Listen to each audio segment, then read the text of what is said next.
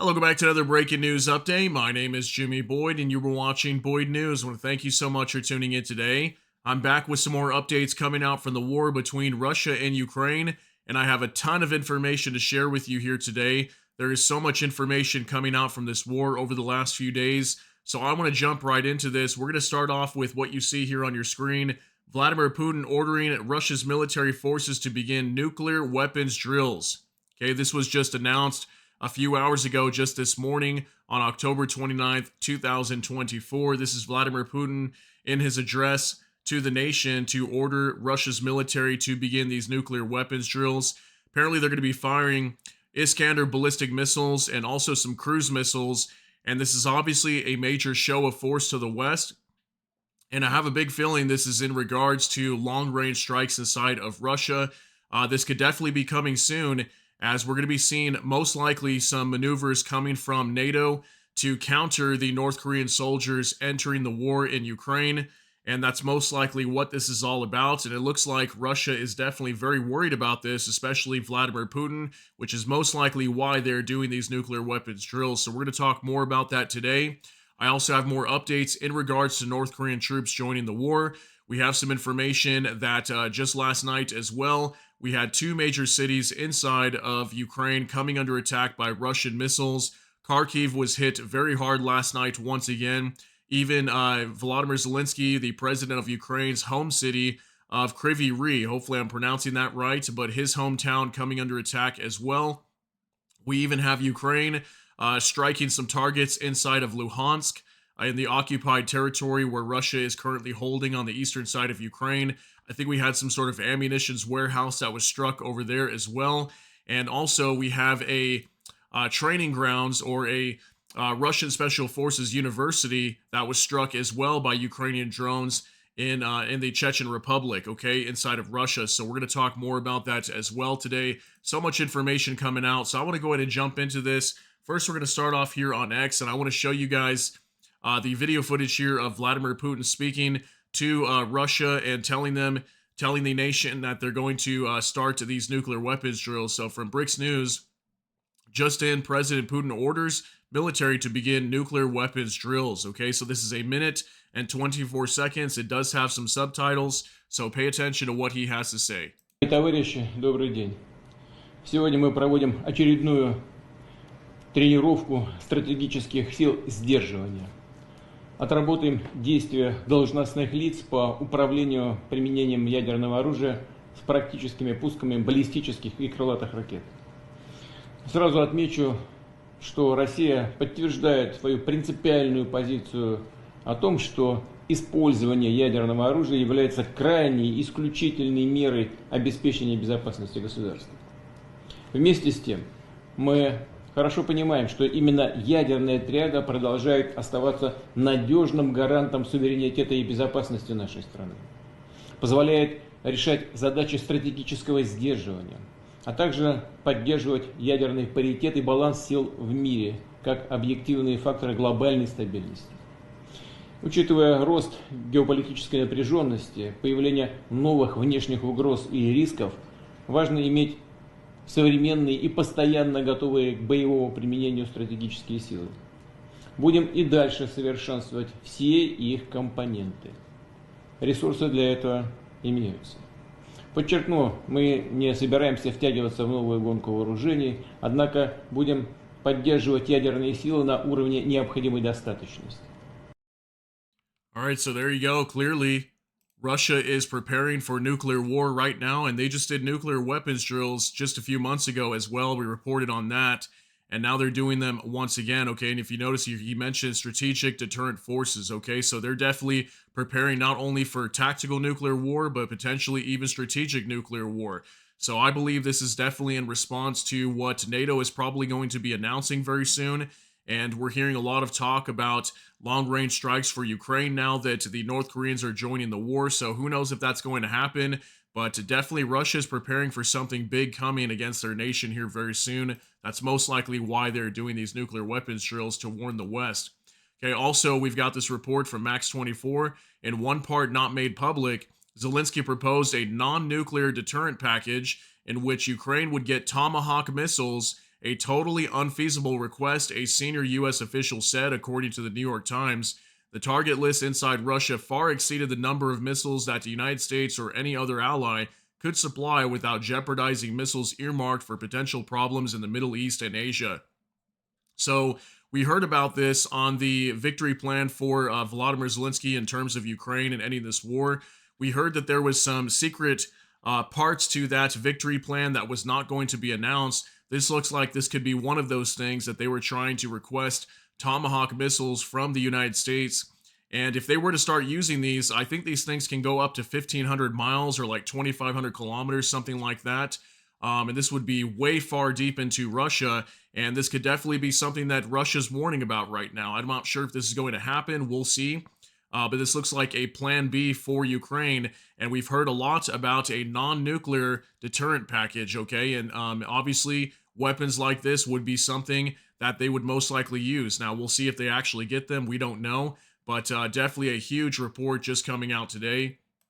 Also, we had this coming out yesterday. I'm actually going to do a video on this today from Reuters. No new limits on Ukraine's use of U.S. arms if North Korea joins the fight, Pentagon says. Okay, so we heard this yesterday from NATO. This is Mark Rutte, that NATO's coming out and confirming that North Korean troops have joined the fight. And I told you guys that right as we saw that, that's exactly when we're going to start to see moves from the West now. Okay, NATO's going to get more involved. They're going to start making some decisions to counter this. And this was one of the things that was announced yesterday, was no new limits on Ukraine's use of U.S. arms if North Korea ends up joining this war. So if we get official confirmation, if NATO comes out saying that, they actually are at war with Ukraine, North Korea is at war with Ukraine, then this is most likely when we may see new weapons flowing into Ukraine, and they might not put any restrictions on them or release a lot of restrictions. We'll have to see what they choose to do. But this is definitely a more dangerous escalation, moving the direction of a major war, potentially nuclear war. But obviously, Ukraine needs support if the North Korean troops are attacking them. So NATO's got to do something, right? Okay, also, Max 24, AFU have already struck several buildings where servicemen from the North Korea were stationed, according to El País. P.S. Our soldiers write that already today, North Korean troops went on the offensive in the Kursk region. Okay, so that's according to Max 24 here, and according to this publication, El País, they're saying that they Ukraine struck several buildings where these North Korean troops were stationed. So who knows, maybe some of them have already been killed, but we heard that these North Korean troops were going to be showing up in the Kursk region of Russia, so it probably wasn't going to take long before they started engaging, and according to this information, it's possible we may have had some North Korean troops already killed or attacked inside the Kursk region of Russia from Ukraine. Also from Max 24, we consult the Ukrainians about the North Korean troops. We are consulting with our allies and partners on appropriate next steps, and I will keep the conversation secret. Not going to talk publicly about the reaction, said Matthew Miller. So he's the spokesperson for the State Department for the United States, and he's coming out saying that they're working with allies and partners right now to figure out the next steps to counter the North Koreans. So that's what I'm saying. I think that's what's coming next. We're going to see some major decisions being made by the United States and NATO partners, and this is probably going to escalate the war even further on top of North Korea joining the war. Hopefully things don't get out of control and insane, because we still got a couple more months before a change of U.S. presidency, so we'll see if Kamala gets in or Donald Trump, but we keep hearing a lot that if Donald Trump gets in, this war could potentially come to an end very quickly, but we'll see what happens. Also from Max 24 again, Russia's already using military personnel from North Korea on the territory of Ukraine. Okay, this was again stated by Volodymyr Zelensky. We've heard this several times from him over in the past week. So it looks like he's coming out and claiming again that North Korean troops are already on their territory. We've heard this multiple times. Okay, also from the Ukrainian Review, South Korean president said that a South Korean delegation will visit Ukraine this week to share information about the sending of North Korean troops to Russia and to discuss further cooperation. Okay, so South Korea going to be traveling to Ukraine, and they're going to share information probably about how North Korea operates, share their military tactics and whatever information. Who knows? There's probably going to be some military advisors heading over there as well to help the Ukrainians out. If they happen to capture any of these North Korean troops, they might try to interrogate them. We've heard about that. So it looks like South Korea is getting involved now in this war too. Okay, so now I've got a few updates to talk about some of the attacks that are happening inside of Ukraine just last night. Again, we had Kharkiv and also Kryvyi Rih coming under attack. So I've got pictures and video of some of the attacks last night inside of Ukraine. So from Volodymyr Zelensky, the president of Ukraine, a Russian airstrike severely damaged the Dersprom in Kharkiv, one of the world's most famous constructivist buildings under provisional enhanced UNESCO protection. I don't know if it's UNESCO. In Kryvyi Rih, a Russian missile struck a residential building, causing a fire. Many other Ukrainian cities and communities are under attack this evening. Every handshake with war criminal Putin boosts his confidence. Every pleasant smile convinces him that he can get away with his crimes. Instead of cozying up to him, we must force him into peace through our collective decisiveness. Appeasement never brings peace, it simply feeds the aggressor's appetite. Instead, we must isolate the aggressor and increase the pressure on him until he seizes terror. Adhering to shared principles saves human lives and cultural heritage. Compromising them brings death and ruin. So if you notice, he's calling even more that they need to force him into peace through collective decisiveness. That means putting more pressure on Russia. And in my opinion, that seems to me like he's talking more about striking inside of Russia, putting heavy pressure, maybe destroying their airfields, destroying critical infrastructure for Russia to force Russia to peace is kind of what Volodymyr Zelensky has been stating lately. So we have a few pictures here of some of these buildings that were struck. I believe this was the Dersprom building in Kharkiv that was attacked. We can see major damage from a Russian airstrike. I think guided aerial bombs were used or missiles to strike these buildings. Here's some more damage from that same building in Kharkiv. Here's the inside of it as well, completely destroyed as we can see.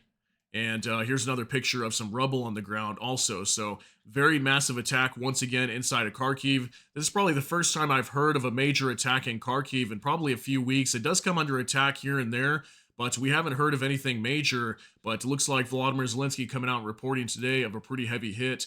Here's another picture as well from Bliskovka. Russia's hit the building of the state industrial complex in Kharkiv, which is an architectural monument and is under UNESCO protection, said the head of the presidential office, Yermak. Preliminary Fab 500 high explosive bombs were used. So Fab 500 is being used. These are glide bombs being dropped on this building, okay? Definitely caused massive damage to this building. So I'm sure the Ukrainians are very upset by that.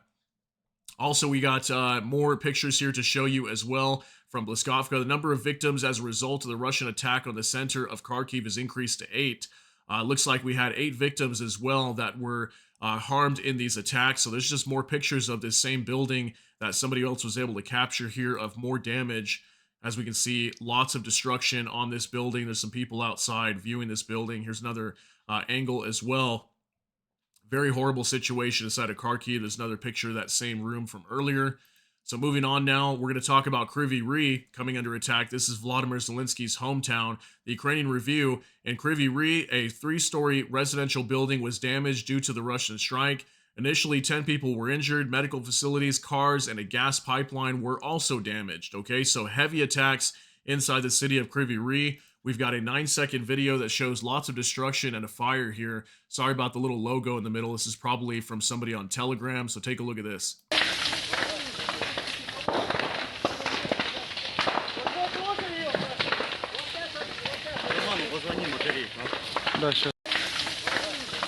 Okay, so we can definitely see lots of destruction here, a major fire, and this looks like some sort of potential residential building, maybe where people were living. So we did get reports again of residential houses or buildings being struck here in Kryvyi Rih. So very sad to see that.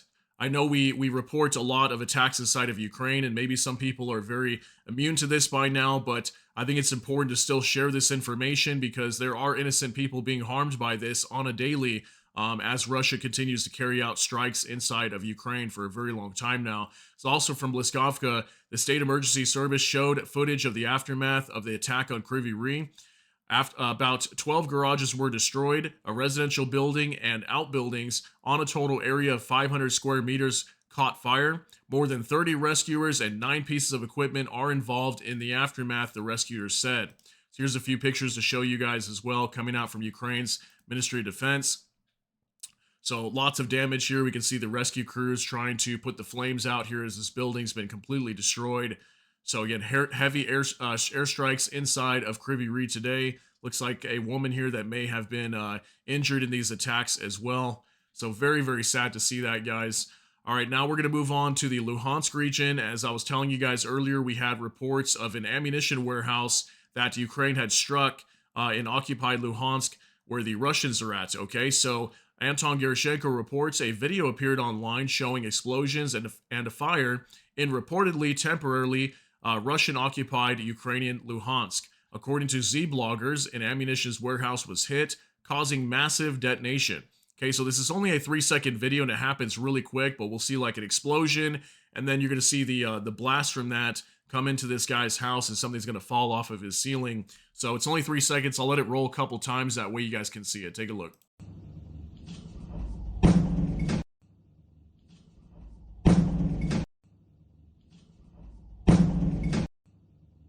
Okay, so we could definitely see a massive hit over here, and it definitely looks like it was an ammunition warehouse. I mean, look at that explosion there. That is a massive explosion.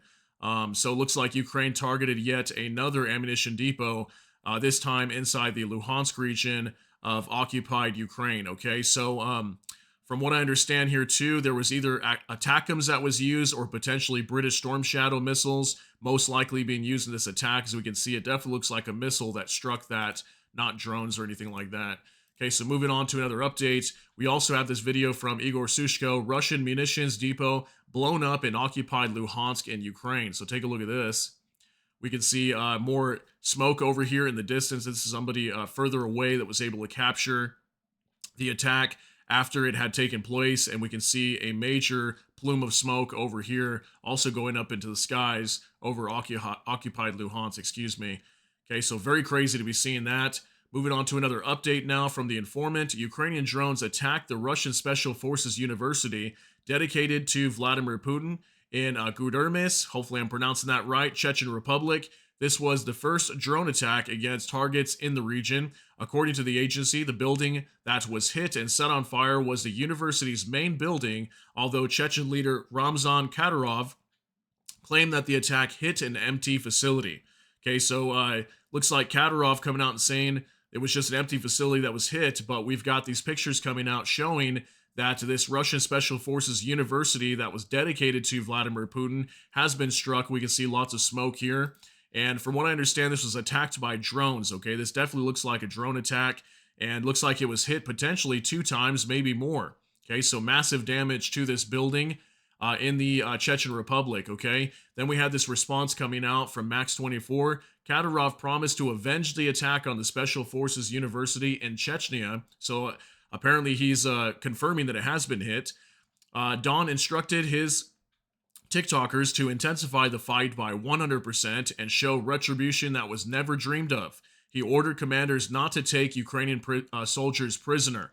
Okay, we heard about this already. I just reported that to you guys yesterday, the day before, that many Russian commanders are starting to tell their subordinates to no longer take Ukrainian soldiers prisoner. Okay, and most likely indicating they're going to be executing them. So don't be surprised if we see more reports coming out of Russian soldiers executing Ukrainians en masse. And I'm sure most Ukrainians now are probably going to want to fight till the bitter end and not want to surrender to the Russians if they find out that the Russians are now executing the Ukrainian soldiers when they're taken prisoners. So looks like the Chechen forces are going to be picking up their attacks as well due to this strike on the on this university, okay? So also from Max24, the USA can no longer provide military aid to Ukraine without taking serious risk, according to The Economist. We have nothing more to give them without taking serious risks elsewhere, said The Economist source. Okay, so this most likely means that if they give them weapons, many of these weapons probably give them extreme range and are probably more heavy weaponry as well compared to some of the weapons that they're being given right now. So I really think the next step when it comes to Ukraine being given any new weaponry or anything like that is probably going to be used for long-range strikes inside of Russia. but I think we're going to have major confirmation of the North Koreans being more heavily involved or something like that. There's going to have to be some sort of reaction coming from Russia's side in order for the US and NATO partners to do that, in my opinion, but we'll see what happens.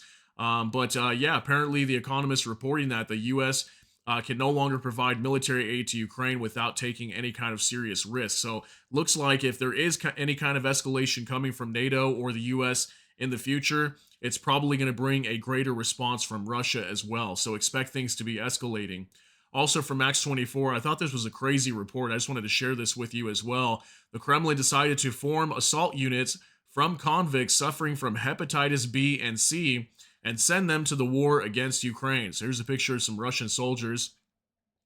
That's pretty insane, right? I mean, actually creating assault units of convicts that are infected with hepatitis B and C. I mean, I don't even know what to say to this. I just thought that was crazy. When I saw that, I was like, I got to show this to my people and let you guys see this, that they're literally forming assault units that are designated for people that are infected with hepatitis B and C. Let me know what you think about that down below. I thought that was a pretty crazy development to be doing that. Okay, and then finally, one last thing I want to show you guys from Bliskovka. The Romanian Ministry of Defense has prepared a draft law that allows shooting down drones that violate the country's airspace. Ministry noted that the EU continues to search for a common approach to drones, as well as taking measures, to counteract the risks. Okay, so here's the original report. Looks like it just came out today, October 29, 2024. And yeah, it looks like Romania is preparing to push a law through to allow them to shoot down drones. Now, some people might be asking, why do they need a law to shoot down any kind of incoming projectiles to their nation, especially coming from Russia, considering that they're right next door to Ukraine? You would think they would have had this protection already, or, why does a law even need to be a thing for them to do that? But apparently Romania is trying to go this route right now to pass a law to allow them to start shooting down drones that breach their airspace. So this is going to get interesting as well now. Is Russia going to come out and say that, Romania is involved in this war because they're shooting down these drones, but at the same time, it's over their territory many times?